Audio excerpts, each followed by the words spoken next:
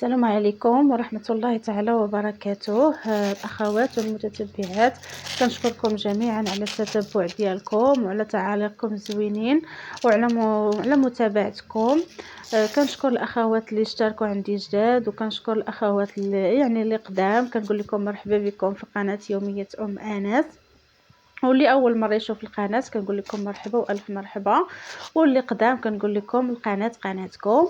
اليوم ما شاء الله جيت نجاوب على بعض الاسئله ديال بعض الاخوات على الكيلو شحال كيخرج من الخبزه وشحال في العبار ديال الخبز. اليوم ما شاء الله هذا الفيديو غيكون فيه الاجوبه ان شاء الله على اسئلتكم. كيف ما كتشوفوا اليوم ان شاء الله عندي 2 كيلو ديال الطحين. انني درت هذا فيديو خصيصا على الاجوبه ديالكم. كما كتشوفوا واحد الاخت، كنشكر واحد الاخت راها ام ايه من سازه. كنقول لك سمحي لي بزاف لحقت شحال هذه باش سولتيني، ويلا اليوم كتاب انني باش نجاوبك على التعليق ديالك. المهم هنا عندي 2 كيلو ديال الطحين، يعني يكفيهم كيلو يعني 2 كيلو لاروب طحين والربع ديالهم فينو. اليوم عندي الخبز بالفينو، ولكن انا غير قلت لكم الخبز بالفينو، ولكن ماشي بالضروره انكم نتوما غديروا بالفينو. غير انا اليوم عندي واحد الطلبيه ديال الخبز بالفينو، هذاك الشيء علاش انا قلت لكم الخبز بالفينو. لكن ايام العاديه راه كندير خبز عادي غير بالطحين. كما شفتوا 2 كيلو هنا ديال الدقيق والفينو، ودرت شويه ديال الملحه وشويه ديال الخميره وشويه ديال السنيده. كيبقى اختياري، بغيتو ديروه ما بغيتوش ديروه ما ديروش. انا كنديرو على حساب غير باش الخبز يجي محمر، يعني ملي طيبوه كيعطي واحد اللون ذهبي، لون زوين. كيبقى اختياري ديالكم، اما هذا كيبقى خبز دار طبيعي بدون محسين بدون اي حاجه اللي يعني ماشي طبيعيه. المهم انا راه كنخلط العجينه ديالي بالماء سخون عادي. الخميره كتبقى على حسب الجو. البنات دائما كتقولوا لي علاش ما كيصدقش معنا الخبز. اليوم هذا الفيديو راه غنعطي لكم بالتفصيل، ونتمنى يكون مفيد ونكون يعني غنفيدكم بشي حاجه. داكشي اللي قدرني على الله وكنعرفوه بغيتو تعرفوه من معايا، مرحبا والف مرحبا. المهم اليوم الفيديو تاع اليوم غنعطيكم هاد 2 كيلو شحال غتخرج ليا من خبزه، وشحال في العبار شحال في الخبزه في العبار. هادو اسئله كتجيني بزاف على الخبز، شحال فيه في الوزن وشحال كيخرج الكيلو. بالنسبه لواحد الاخوات اللي كيقول لي حنا بغينا نبداو ولكن بغينا الكيلو شحال غيخرج لينا. اليوم اخواتي الفيديو ان شاء الله غادي يكون مفيد. هانتوما كما شفتوا العجينه راه كنخلط. انا خصكم عجنت بايد وحده حيت انا راه ملفه كنعجن عجينه كثيره، ولكن اليوم هاد العجينه قليله. المهم راه كنخدمها غير بايد وحده. كما كتعرفوا راه كتخلوا ليها يعني كترخوها من الاول العجينه كتكون مطلوقه. دابا الاخوات غادي نغطي عليها وغنخليها ترتاح. انا راه العجينه كنخليها حتى نص ساعه وما يزيد عليها.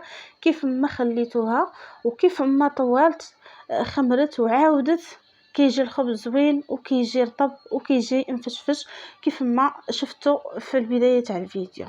هنا الاخوات راه خليتها وعاودت هذه تعاوده ثانيه ثالثه، هذه كاع هذه منها. وغادي نبدا ان شاء الله نقرص الخبز. واي وحده عندها شي تساؤل ولا شي حاجه بغات تعرفها، لا بالنسبه للمسمن ولا بالنسبه للملاوي ولا في اي حاجه اللي انا كنديرها، مرحبا اخواتي والف مرحبا بكل تساؤل ديالكم. دابا انا غادي نقرص الخبيزات. انا هنا رانا كنخدم الطريقه العاديه، تقراص عادي كي اي وحده. دائما انا المده دابا انا المده ديال 10 سنين وما يزيد عليها، وانا كان يعني كنبيع الخبز. كنقرص دائما في القصيريه، ما كنديرش ديك الخدمه اللي كيديروا مالي الخبز انهم كيفسقوا ايديهم. لا انا ديك ما كرتاحش فيها. هذه الطريقه باش كنلولب انا الخبز. انا الخبز الاخوات اللي بالنسبه اللي قلتوا لي بغينا العبار انا ما كنعبرش. والله ما كنعبرش كما كنقولوا، غير قياسي في عيني ميزاني وصافي، كل مره اشنو كيخرج. المهم دابا اليوم راه غادي نعبر لكم انا باش نعطيكم التفاصيل ديال هاد 2 كيلو، شحال خرجت ليا من الخبزه. يعني نتوما راه غتعرفوا شحال، يعني شحال غيبقى فيها ديال الربح. هنا اختكم انا كنلولب دايره، هنا راه كنلولب بالفينو. اما انا خبز العادي اللي كنطيب دائما راه اغلبيته كنقرص بالنخاله ديال القمح، ولا نخلط معها شويه تاع الفينو، مره كندير شيشه رقيقه كل مره واش.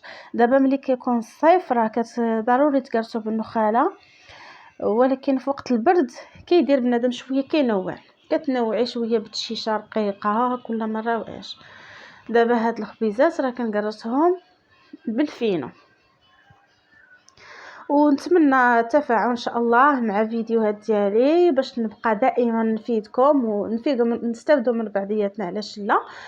يعني ملي كتشوفي الفيديو كتلوحيه يعني وكيلقى واحد يعني كيتشاف كيتبارطاجا، كتلقاي تعاليق زوينين كتحفزي باش انك تلوحي.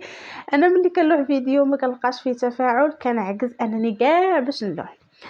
ها انتم دابا هاد العجينه راه خرجت لي الاخوات 26 خبزه، 26 خبزه اللي خرجت ليا هاد 2 كيلو. انا حيت ما خاصنيش نقول لكم في الاول حقاش حتى نعرف شحال خرجت ليا.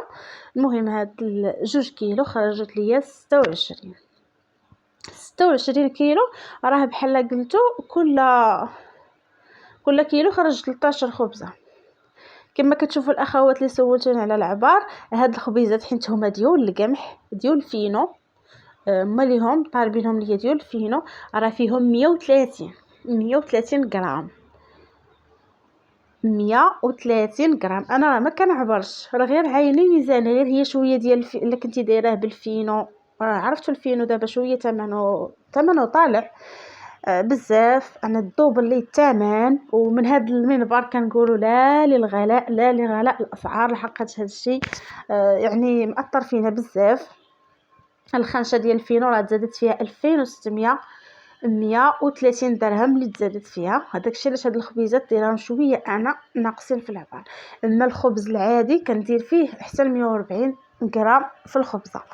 هذا سؤال اللي كتسولوني عليه بزاف الاخوات على الخبزه شحال فيها من غرام. سمحوا لي كنهضر بزاف، ولكن باش نوصل لكم، يعني باش نكون انني جاوبتكم على الاسئله ديالكم. هاد الخبزات راه فيهم 130 غرام حتى ل 140 غرام، 130 حتى ل 140. دابا حيت دايره فيهم فينو دايرهم غير 130، ولكن خبز عادي راه حتى لو بغيتو ديروهم كاع 130 راه عبار مزيان. والعجينه هانتو دابا انا كرستها وغادا نغطيها ونخليها ترتاح حتى تخمر. يعني هي راه خمرات وعاودات، راه دغيا كطلع. دابا خمرات وشعلت الفران، يعني كيسخن الفران مزيان. كنأكد لكم الفران خاصو يسخن مزيان. الا بغيتوا الخبز ديالكم يجيكم مزيان ويطيب لكم مزيان خاصكم تخلوا الفران يحمى مزيان يتحمر. انا حيت دابا الفران راني يعني بعيد عليا على الكوزينه، حيت دابا انا صورت معاكم عجنت في الكوزينه، ما عجنتش في البلاصه اللي كنخدم فيها، حيت هذا غير خبز قليل عجنت غير في الكوزينه وقرصت غير هنايا، ولكن الفران بعيد على البلاصه اللي كنطيب فيها. المهم دابا راني شعلت الفران وبديت كنطيب في الخبيزات ديالي. هما هادو كما كتشوفوهم راهم عبار واحد، انا راه يدي عيني ميزاني. هنا الاخوات راني الخبز كيطيب، احنا رايحين نتشفي غير 26 والفران عندي كيهز 32 خبزه الفوق. الله يجيب الرزق يا ربي. هذا الفران عندي راه مسكين، راه ما ضرب من طياب ومن خبز، مخسره لي العافيه الفوقانيه، وكنطيب غير بعافيه وحده حتى يعني تنفخ الخبز من الفوق عاد كنهودو لتحت يتحمر. ايوا كانوا الاخوات الخبيزات ديالي هما هادو، جا الشكل ديالهم زوين. نتمنى يكون هذا الخبز ديال درهم بالنسبه للناس اللي اول مره كيشوفوا الفيديو. هذا الخبز ديال درهم، الخبزه فيها 130 غرام، 2 كيلو ديال الطحين خرجت ليا 26 خبزه. يعني الكيلو كيخرج لك 13 خبزه، يعني 13 خبزه 26 درهم، يعني هي 520 ريال. المهم حسبوها، حيتاش انا الخبز راه كندفعو ب 16 ما كندفعوش بدرهم. كندفعوا للحانوت ب16. ما بالنسبه اللي غتبيعوه مباشره فيه الخير والبركه. وكان هذا هو الفيديو تاعنا تاع اليوم، ونتمنى نكون جاوبتكم على اسئلتكم كاملين. وشي وحده اخرى اللي باقا شي تساؤل، مرحبا والف مرحبا. وما تنساوناش من لايكاتكم وتعاليقكم الزوينين. وهاد الخبيزات كنهديهم جميع الناس اللي كيبغوني وكيخلوا لي تعاليق زوينين. وغنقول لكم الى هنا راه سال الفيديو ديالي، وان شاء الله باقي الفيديوهات جايين، والتساؤلات ديالكم ان شاء الله غادي نجاوب عليهم على تعاليقكم. واي وحده بغات تعرف شي حاجه على العين والراس انا كنجاوب اي وحده. ما عنديش مشكل نقول لكم اثمنه، نقول لكم اي حاجه على الراس والعين. وها انتم الخبيزه كيفاش جات من الداخل، راه كيجي البنات مفشفش ورطب. اش نقول لكم بحال يعني شوف هو دابا راه باين، ما دركت ما خبيت ما حتى شي حاجه. بالنسبه للبنات اللي قالوا لي راه كنديروا شحال من حاجه وما كيجيناش الخبز بحال هذا، لا الاخوات تبعوا غير الطريقه ان شاء الله ويجيكم بحال هكا ومحسن ان شاء الله. وها نتوما مع شي زويته ديال العود ولا شي زبيده بلديه يا سلام. ونتمنى الفيديو تاع اليوم ما شاء الله يكون فاتكم واستفدتوا منه. ومع السلامه والى الفيديو الجاي ان شاء الله، وتبقاو على خير.